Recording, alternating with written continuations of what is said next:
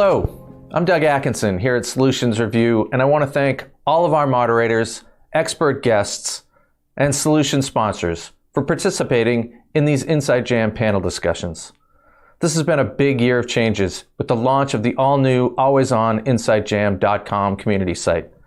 For the past 4 years, everyone here at Solutions Review has been leaning in to build the Inside Jam into a celebration of enterprise technology, with best practices, expert analysis, and solution showcases. And we want all of you to join us there to keep the jam going into the new year and beyond. If you haven't joined Inside Jam, please do. And if you already have, take a moment to invite some of your colleagues. And again, thank you all for being here and enjoy today's discussion.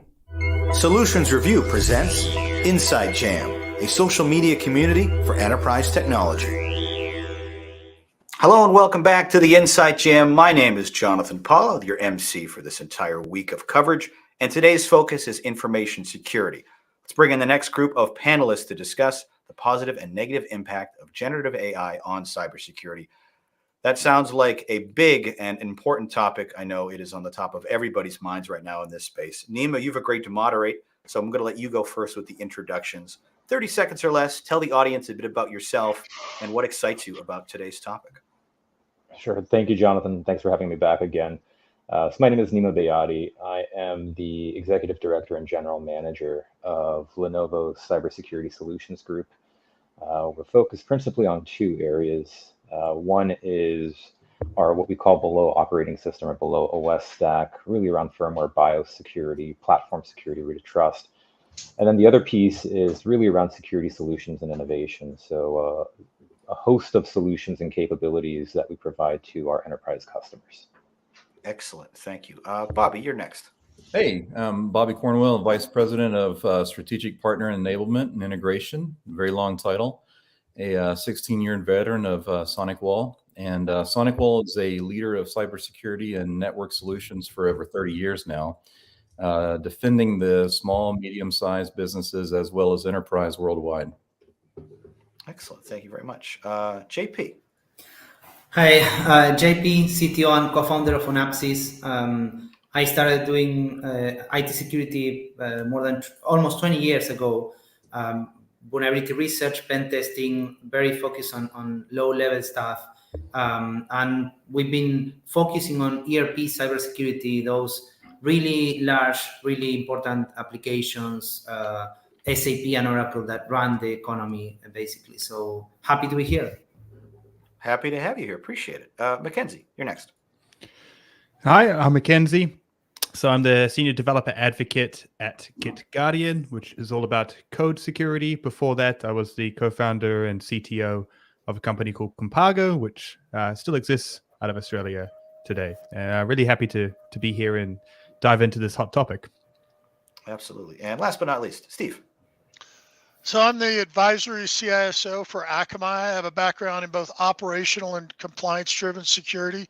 Akamai, of course, originally known for content delivery, but now over half our business is actually cybersecurity.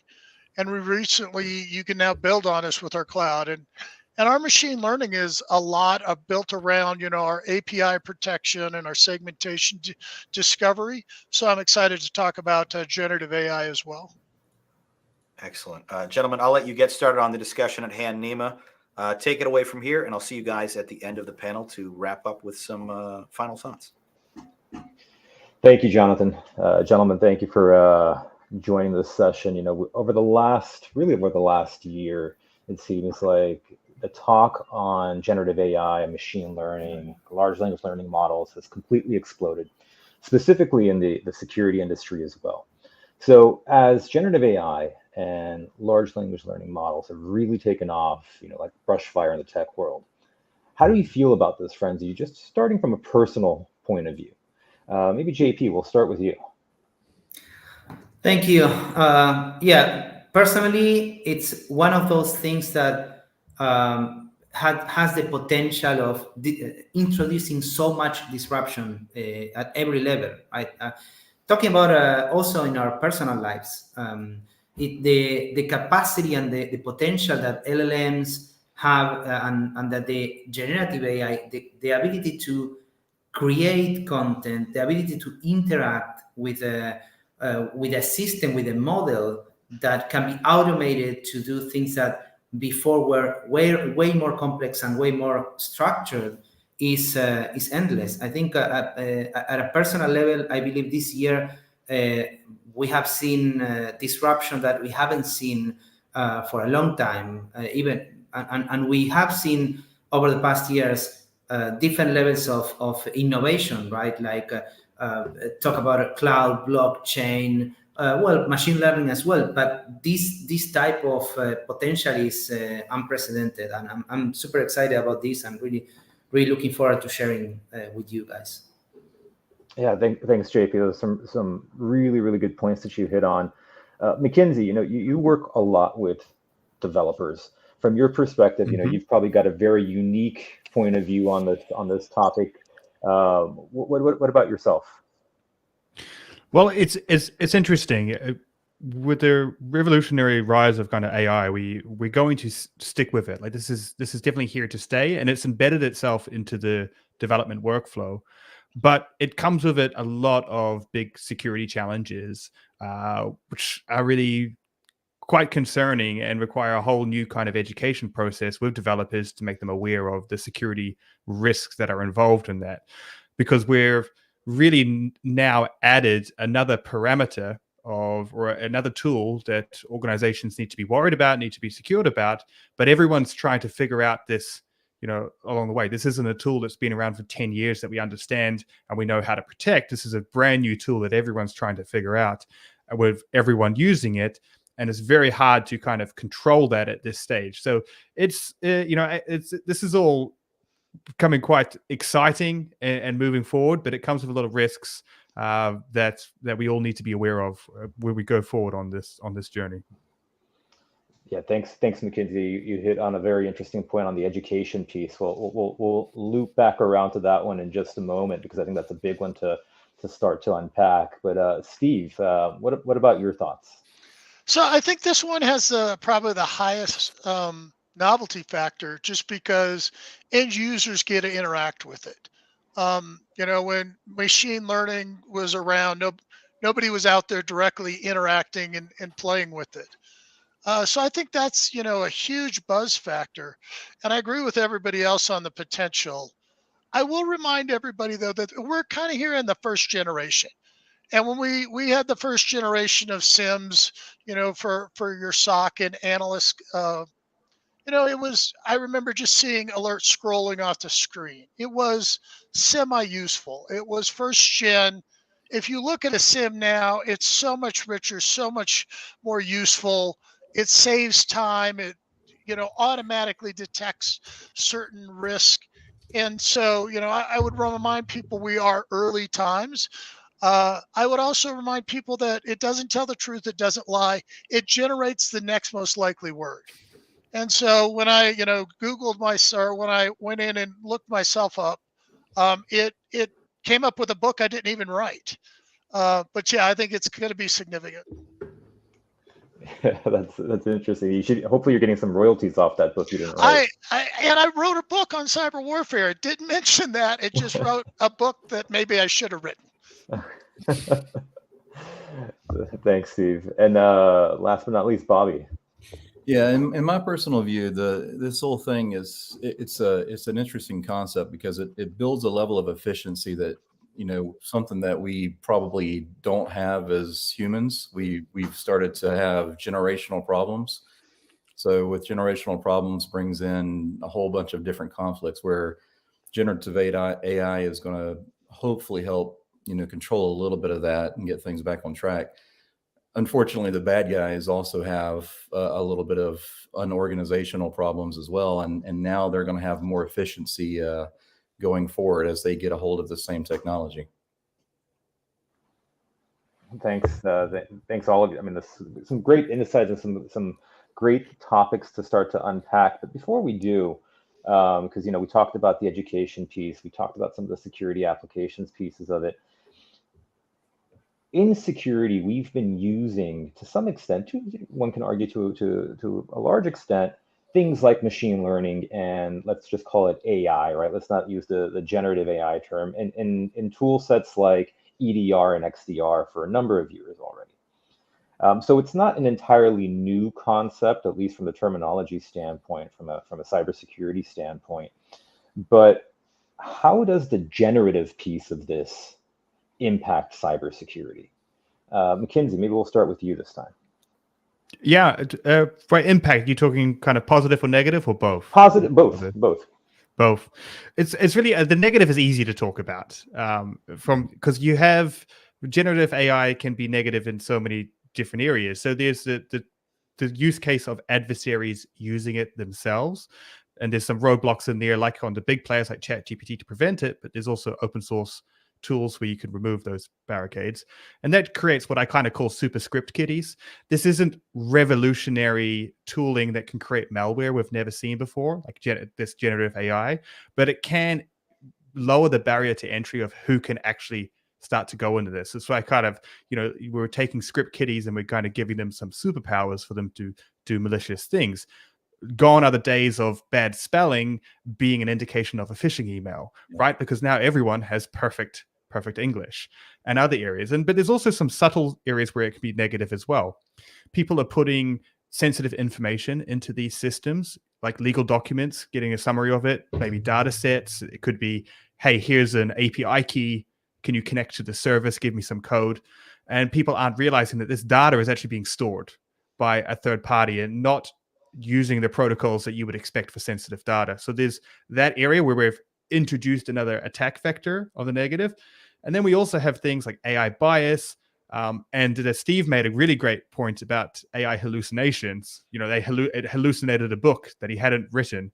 And one of the big problems, and from my perspective, working with developers, is hallucinating packages or dependencies or systems that don't actually exist.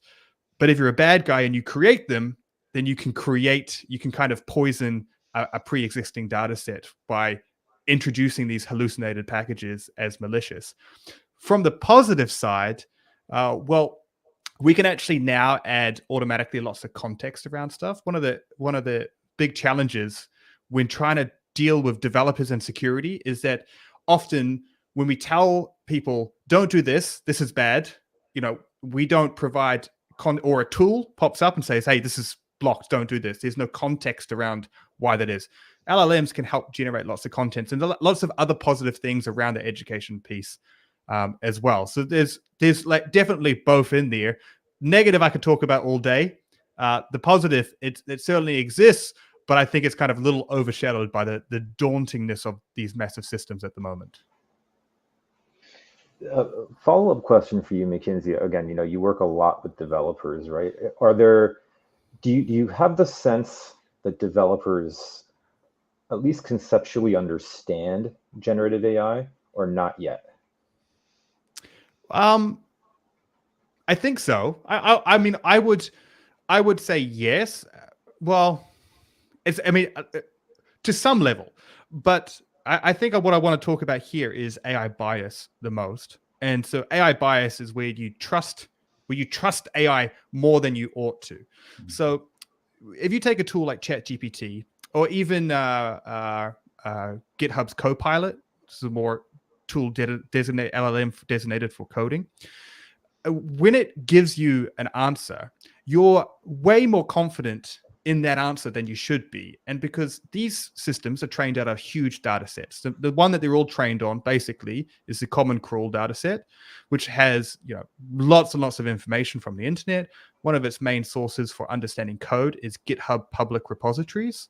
Now, go take a look at a random public repository and tell me if the quality of code would meet your security practices or not.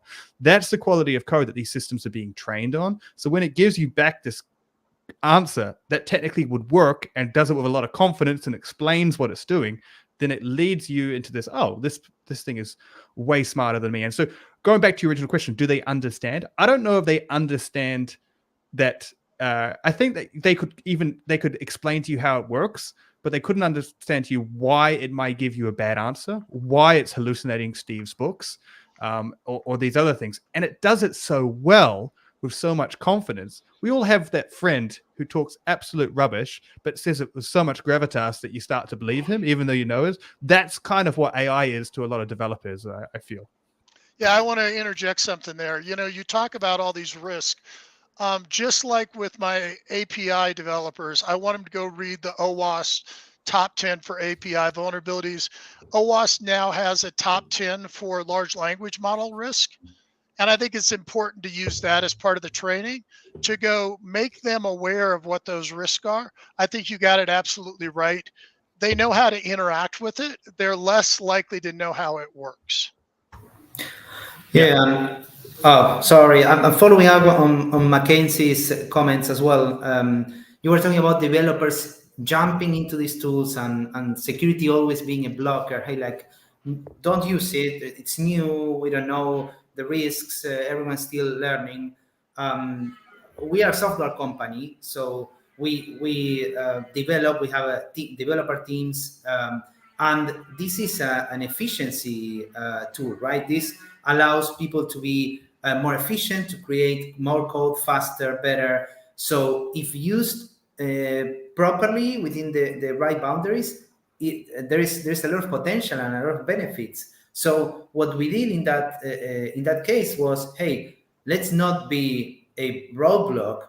We got all together. We brought legal. We brought compliance. We analyzed terms of use, different versions, and we came up with those boundaries.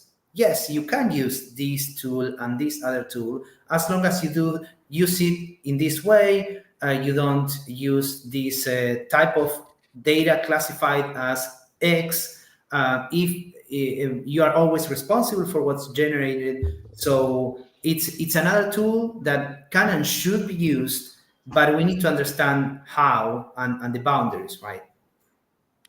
Yeah, I completely agree. And just to add on that, I don't want to sound like I'm advocating for for blocking generative AIs and companies. These tools are absolutely here to stay, and I feel like the approach that some companies have taken, like Samsung, which has kind of banned the use of them after some data leaks, is not a good idea, because there's so much movement towards these tools that it feels like, I don't know about other areas, but in development and engineering, it feels like if you're not using them, you're going to fall behind and you're not going to meet the productivity of your peers. So even when it's banned, people kind of then go use a VPN or use some other kinds of forms of obstructing it, and then the company's unaware of the risk. Whereas at least if you what JP said was that you introduce it, you introduce rules around it, then at least it's in the light. It doesn't mean the risks aren't there, right? But it means that at least you're aware and you can monitor it. It's a great point, JP. Yeah. Yeah. And so do you guys go? I apologize. No, I was just going to pass to you. Yeah, for us at SonicWall, we run into this a lot, and it's a very difficult situation, because as we build security tools and we build signatures and we deal with machine learning, what's starting to happen right now with the generative AI is what was mentioned earlier, right? The phishing attacks, the spelling errors, and everything else is starting to be, more legitimate. We can't determine what is human versus what is somebody that doesn't have an English background, as an example. So now you're starting to have to find other areas where the generative system is messing up, or perhaps putting some kind of slight watermark in there. But it also helps us, we talk about the negatives, and like you said, there's a tremendous amount of negatives. From the positive standpoint, what we've actually found is what I mentioned earlier, and that is the way to build efficiency. So, we just recently acquired a MSSP, and now we're implementing AI tools into this entire amount of logs that are coming in from all of our firewalls. We've got millions of firewalls out there, millions of telemetry data that's just sitting in a database. Now we're actually starting to feed that in and building out these different models. So this is something that you could not do with humans unless you just built out a tremendous team. And in today's world, the reality is you can't put a human for every single thing. You have to have some kind of automation in there to, to really take this on. So that's, that's one of the things that we've seen from a positive, standpoint. And it's just like what you guys are saying. But the bad guys, as a security company, we're just finding the impact of this is probably way ahead of our time frame, and we're having to catch up very, very quickly because the other guys have a tremendous budget to, to go in from an R&D standpoint and outrun the good guys nowadays. Yeah, I'll echo kind of, here at Akamai, we have employees that want to leverage it. So let's say, there are two ways to think about it. Where are the employees using it, and where are we, the corporation, going to use it? Yeah. So the employees, let's take somebody in sales. There's some job security issues, and there's some training issues.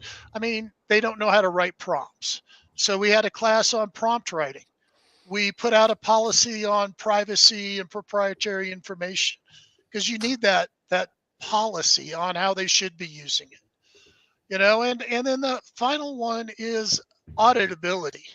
And that's maybe more on the corporate side, but if you can't audit it, you don't know what happened, and you can't do an investigation. You can't, if you have an accusation, you can't resolve it. On the corporate side, there's places I want to use it. I want to enhance my security operations center. I want to enhance my code development. When I do an internal search, right now it feels like digital archaeology some days. I'd love to just get a paragraph back and not a list of potential sites I can go investigate. So I think there's huge potential here. Steve, has your company put any kind of restrictions on, utilizing, like, for example, the Chat GDP in regards to that kind of content to the public? So I think what we're saying is it is an enhancement of creativity and should not be used productively, or that's right. In a production capacity. There you go. Enhancing your education, but not external. Yeah. But we have that with a lot of external resources. I mean, GitHub or pick any other external resource. So it is, again, teaching them the risk they're taking, and then trusting them to make smart risk decisions. That's good. So a couple of topics or points that were made, but before we somewhat segue, I want to pick on something or pull on the thread on something that both Mackenzie and JP were talking about from a development standpoint. Do you see, just based off of the conversation that we just had, and we talked a little bit about prompt engineering, right? Do you see development evolving? If you were to look into your crystal ball around software development, do you see it developing more into really prompt engineering skills as opposed to traditional engineering skill set?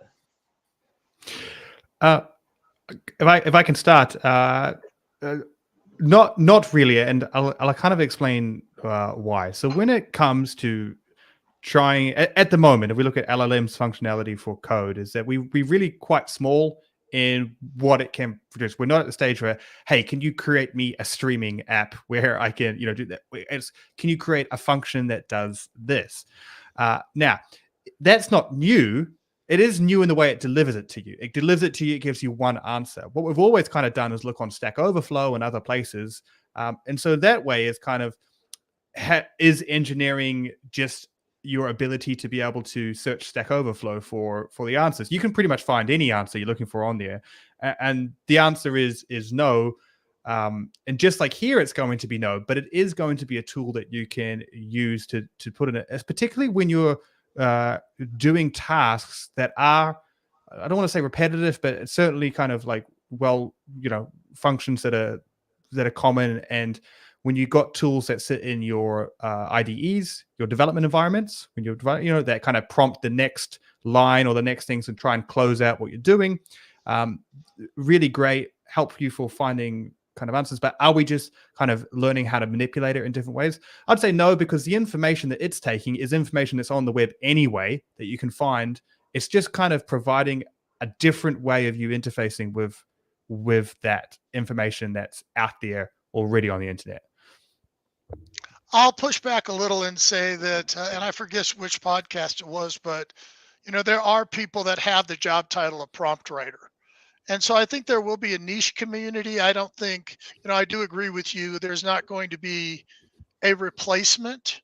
But I think there will be a niche community of this kind of skill set. And I also think that it'll be more common than developer skill sets in everybody needing it. So if we segue slightly, when we've been talking about security and the ramifications of AI, governance is a big piece of that. And we started talking a little bit, around policy and training and employee understanding, which is all just another way of talking about governance. So as you're looking at generative AI and LLMs in your organizations, how is your organization thinking about governance, right? Because it is really the marriage between the technical and the business aspect. And we'll start with Bobby on this one. Yeah. So, from our perspective, we look at when we start talking about governance, there's an internal and an external portion of that, right? There's what was passed just recently, I think today, with CISA and some of the guidelines around, how this is used. But internally, for us as a security company, we're starting to use the technology to better our products, right? We have to take our products to the next generation. We have to keep up with with society.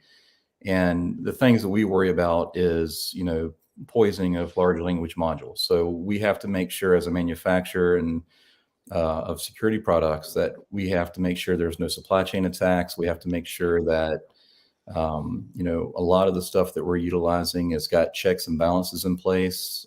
We've got some teams that are utilizing some of this technology, but then we have teams that are double checking and triple checking the data to make sure what is being, inputted and outputted is definitely something that we agree on.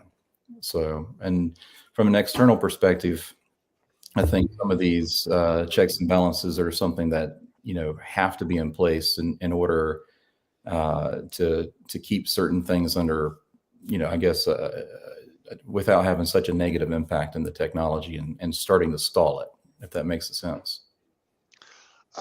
I'll build on that. I think that was right. One of the things I want to be real clear on is if you're using a public or private instance. Mm-hmm. And I think that's going to make a huge difference. If you're using it for business purposes, I would assume you would move into a private instance. If you're loading a lot of your data up there and you don't want it as a learning module so other people can learn and potentially have drawn on that without your awareness, and again, I talk about that auditability, then you should be moving to a private instance. And that's what I said. I'd love for all of our data to be searchable in a private instance and come back with more meaningful, responses. I'd love our red teams to be able to use a private instance to do, pen testing, our internal code to be in there so it all depends on public or private. I think that's where the risk is. Yeah, and I agree with you. We take it private for our perspective of it. But yeah, some of that stuff on the public side, you just can't do it. And if you look at the federal government's going to be digging into this. The whole private portion of this thing is going to be a huge key, to the next generation of this technology. Yeah, and on that, I think there might be some middle grounds. Absolutely right. Private instances for putting sensitive information and confidential data and being able to train our own models in a controlled environment. Mm-hmm. You have all the publicly used, massively used ChatGPT or other services that use your input data as training data. Now, there are some of these companies that provide you with certain versions of public services like SaaS solutions that, as part of the terms and conditions, they assure you that they are not using your data to train. So that might be an interesting compromise for when you still need to ensure confidentiality of the data that is provided to the service, but you still want to leverage those services like Copilot. They have different versions, and there are different solutions which started doing that, because otherwise it becomes completely a no-no for large enterprises, right? Mm-hmm. So there might be some alternatives in between. It all depends on the risk appetite and the flexibility, and as long as we all understand the risk and we can accept any residual risk, I think that there are opportunities. Great, thanks, JP. So the big elephant in the room with generative AI is privacy, right? And we started talking a lot about it here in terms of, private models, public models. But if we look at even something, for example, around data residency, right? I mean, I think a lot of organizations have been struggling, for example, since the introduction of things like GDPR. Mm-hmm. Now we're starting to talk about the use of generative artificial intelligence, and then the privacy considerations of that. And then the privacy considerations of that, I know McKinsey, you're an Aussie in the EU, so you're like a walking nightmare for somebody trying to deal with your data, right? So when you start to look at the privacy aspect of this, how are you guys starting to at least unpack that problem statement, especially when we start seeing things like, again, I'll use the EU as an example, right? So you've got like the EU legislation or the proposed legislation in the EU around the use of generative AI in the workplace or in public spaces. You're having those same kinds of discussions in places like the United States. How do we start to unpack this from a technology benefit standpoint, right? We talked about automation. We talked about Bobby talked about the need for automation and security with things like artificial intelligence. But on the flip side of that, you've got these huge privacy considerations. So, Bobby, we'll go to you, right? You guys have a huge customer footprint at the global level. Yeah. How are you starting to think through the privacy aspect of generative AI? Yeah, it's actually something that's on the top of everybody's mind, to be honest with you. When you're a global company and having to deal with different laws throughout the world, it's really hard to keep up with. I guess in terms of our company from a privacy standpoint, this goes back to what I said earlier. We said, hey, company, employees, you should not be using ChatGPT in order to create your content. You should not be utilizing this technology to create your slides, your presentations, anything public facing. We have to be careful because there's copyright laws, the generative nature of this thing, the large language modules are being filled with content from the internet, right? Stuff that has different situations. And then there's our own personal data, right? Our intellectual property, as we, try to build better systems and better solutions. Our APIs as an example, stuff that we're doing with our stock and some of the stuff we're doing with our technology, where we're going to have AI be able to interact with, some of our technology through, different types of other solutions, right? In other words, we don't use AI fully. We use AI in conjunction with other solutions in order to achieve the goal.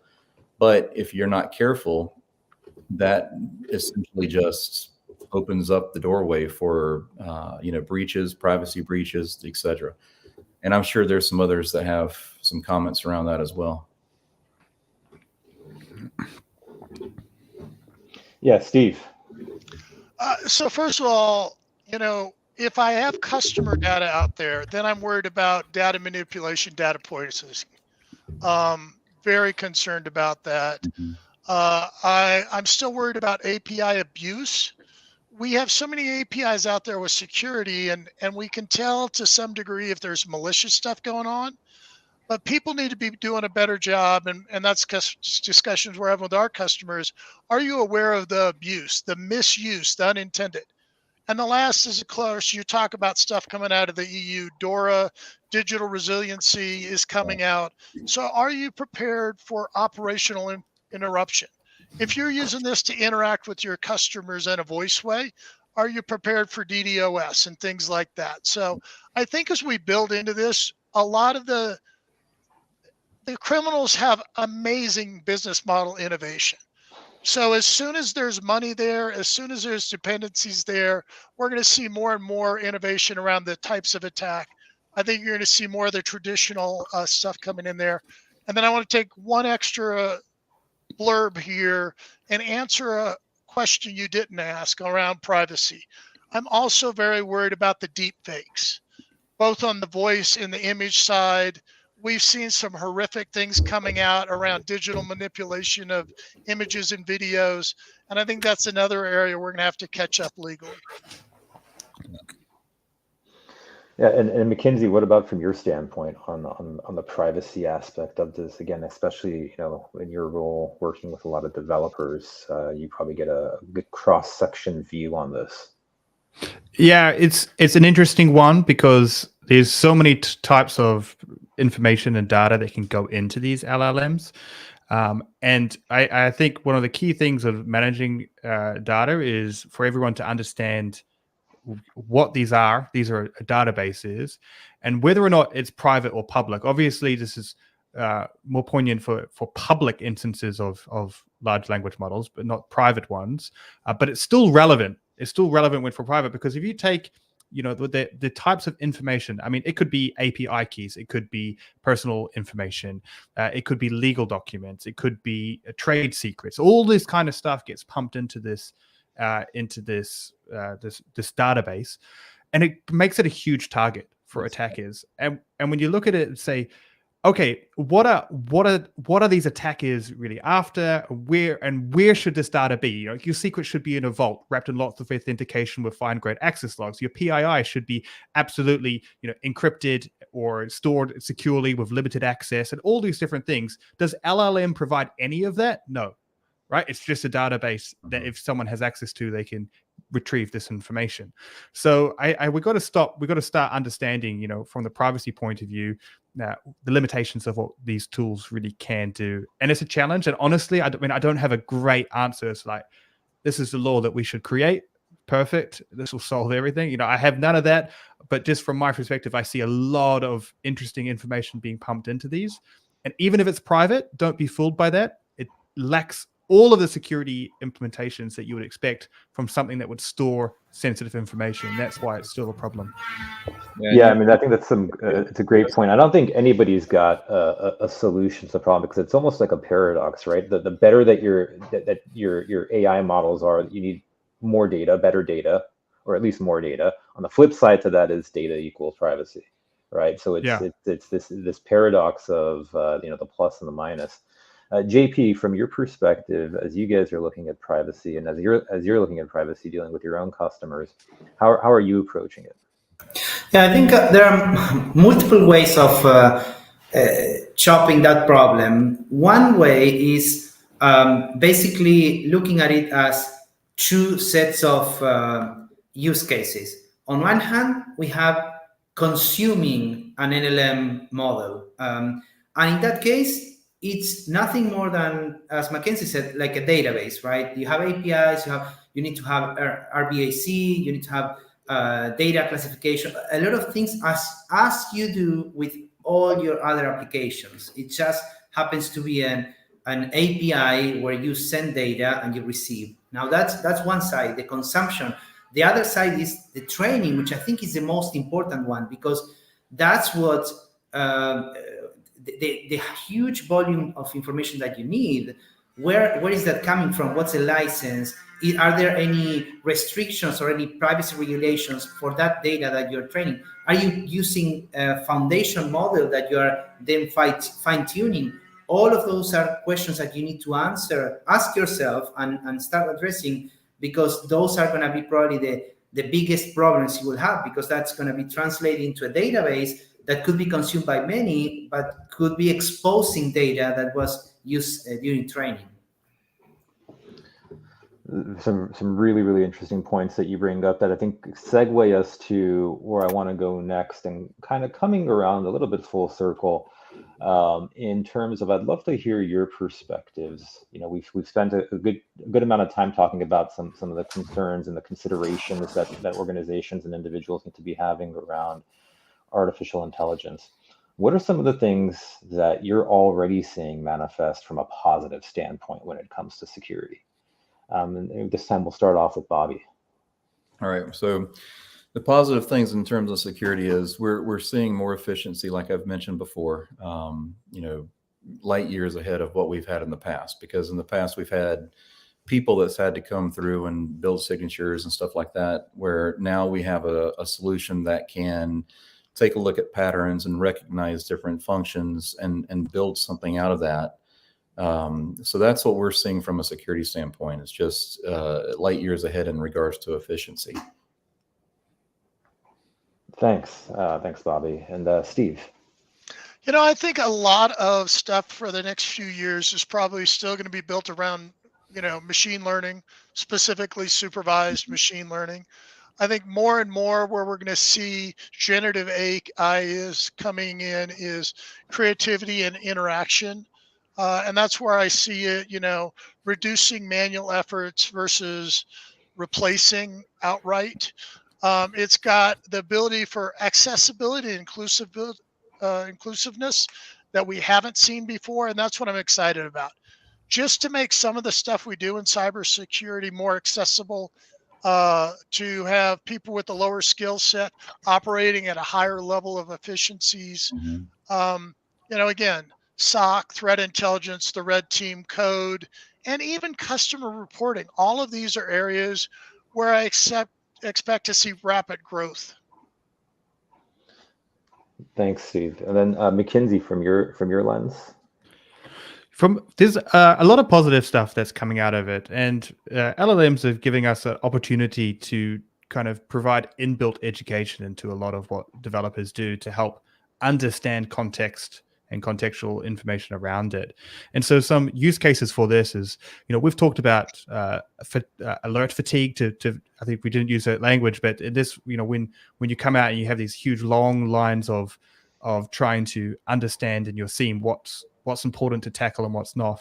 With LLMs, we can provide context around that. And if we move beyond just the LLM model and go into contextual AI, this is something where we can actually start getting some personal context around your own systems. And what this means is that instead of everything being critical for everyone, we can actually start looking at critical vulnerabilities specific to your context and having these systems to be able to understand that. So we can educate our developers on what they're doing and why it's wrong automatically through LLMs. We can provide more context around our alerts. And all of this comes down to the golden word that everyone's talking about, that everyone's mentioned, is productivity, right? This all increases productivity across the board. So there is definitely some positive things. And I think we need to go beyond LLMs and start looking at contextual AI and other things before we really understand the benefits of that.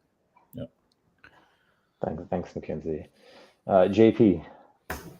Yeah, just to wrap up what everyone said, it's like, I think efficiency through automation to increase productivity, but also adding another layer, which is ideally, I agree that we are still starting, right? This year was an explosion in innovations and services and products and things around LLMs. But where we're going is we are going to see better quality and more secure code. Things that are going to be, developers should be more efficient, generating better and more secure code, and eventually that bubbling up to better applications. Now, I agree we are not there yet, and we still have a long way. But all of these automation, I think that's why I think efficiency through the automation, increasing productivity, increasing the quality. There's so much potential on this that I don't know where to start. It's really exciting. Thank you. Thanks. So I'll say, you know, as we're coming towards the end of our time together, selfishly, this has been very, very insightful for myself, and I know our audience has appreciated, you know, having the four of you share your insights. I'm not gonna finish off here by saying, what are your predictions for the next, 5 years when it comes to AI, because nobody can predict it. That's a terrible question. But I will ask you, as you look across, where we've been over the last, let's call it the last year, right? When really it was, when ChatGPT kind of became the, every the soccer mom and dad was starting to play with it and was blown away by its capabilities. Over the next 12 months, right, considering where we've been this past year, where do you see the evolution going? McKinsey. I was hoping I'd have some time to think about this one. It's so hard because it came on. It's such a ferocious kind of time frame. This AI thing. It's really hard to predict, where we're going to go. But one thing that we knew is it's going to change everything, and it's going to create a whole lot more opportunities and a whole lot areas that we need to focus on. I was sadly reminded today that Steve Katz passed away. And if you don't know who Steve Katz is, he was the first ever CISO in 1995 for Citigroup. He became the first, or was kind of recognized as the first Chief Information Security Officer. We have a couple with us on this call, and that's a well-recognized job all around the world in every large organization now. So, this is where we're going to go with AI into the future, is these, just like a CISO was, or CISO or CISO, however you want to say it, was once a very new concept and revolutionary. AI is now, and we need to understand that just 25 years, 30 years almost, and how far we've come. And I think we can expect the same thing. And we'll be talking about the next thing in 25 years from now, I'm sure. Thanks. Steve? I just saw Amazon joined and is going to invest money in this. So I see two things in the next 12 months. I see more people try to generate revenue out of this. I think right now we're still a lot in the novelty phase. I think we're going to see more and more business models. And it's going to be interesting because you're basing your business model on a very new capability. The other is, I think the learning is going to get better. When you learn from GitHub and Reddit, you learn a certain level. I think as the learning gets more mature, the hallucinations are going to go away. I think we're going to get better quality answers. And once you can start to depend on the answers a little bit more, especially I think we're going to see this in the private instances, I think people are going to feel better about using this in production. Thanks. Thank you, Steve. JP. Yeah, I think we'll continue seeing a tremendous evolution of open source models, and that's really fueling a lot of research. And because there are companies, organizations privately investing and developing on LLMs, but when we see the massive scale of open source models, then we see everyone being able to adopt and deploy and test and models that get better and better with lower requirements and memory footprint and CPU footprint. All of that's going to really revolutionize as well the ability to monetize and get efficiencies and all that. So open source models and getting smaller and smaller models, I think that's going to be within the next 12 months for sure. Thank you. Thanks, JP. And then Bobby, take us home. Yeah, I agree. I do believe in the next 12 months, we're going to see not only the small models, but I do believe we're going to also see a lot of cloud computing, because as medical and a lot of these different verticals are looking for the next cure of cancer, as an example, or they're looking for, the next holy grail of solutions to get us to Mars or there beyond, they're going to need a tremendous amount of computing power, for the technology to be able to pull that off. But I think at the same time, what we are going to see in the next year is probably one of the most difficult years that we've had in cybersecurity, simply because this is starting to become mainstream now. It's in everything now. It's in TikTok. It's in I can't even do anything with my kids without having some sort of AI interaction.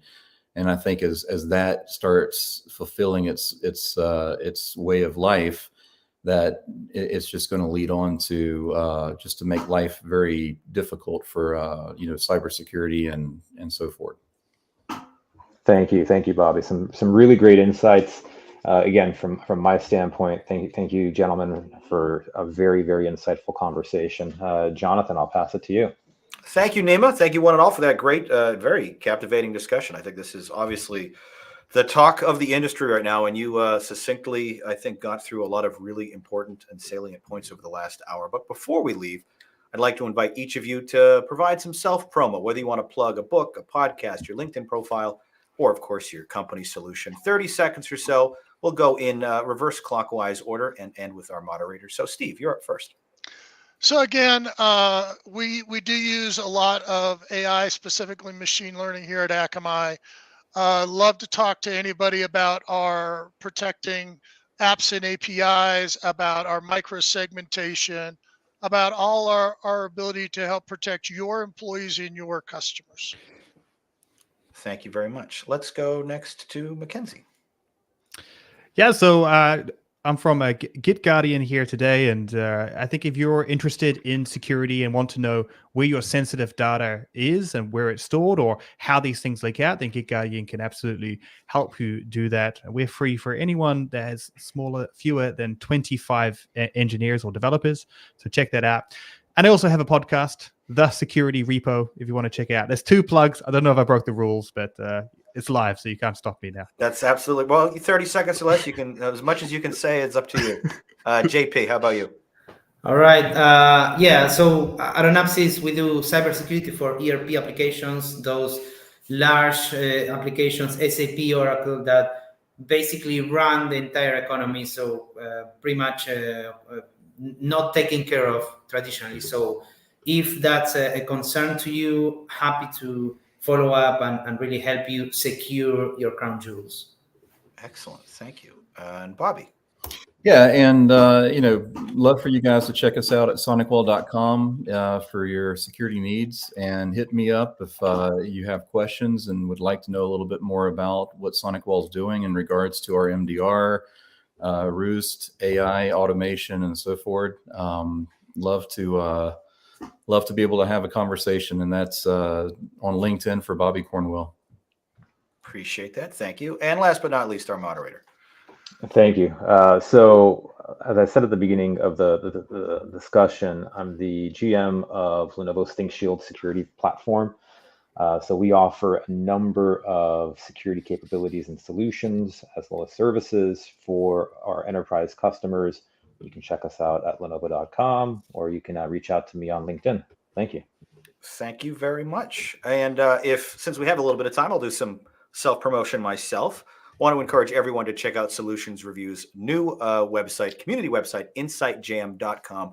Link is in the description of this video and all the panels we're doing all week long. It is going to be a great location to collect insight and research with experts from around the globe. We've already built a really large community there, and we hope that every panelist that appears this week will go and participate in a lot of the great discussions and posts and videos that we're sharing over there. But for now, for this group of panelists, I'd like to, again, thank you, gentlemen, for your time and expertise today, and you for your attention for watching live. If you are, stick around to these channels, because we have another panel coming up in just about 5 minutes. Who Am AI? Identity Security in the Age of AI. You don't want to miss that. That starts at 1 o'clock Eastern. But until then, my name is Jonathan. Thanks for watching, and we'll see you next time. Thanks.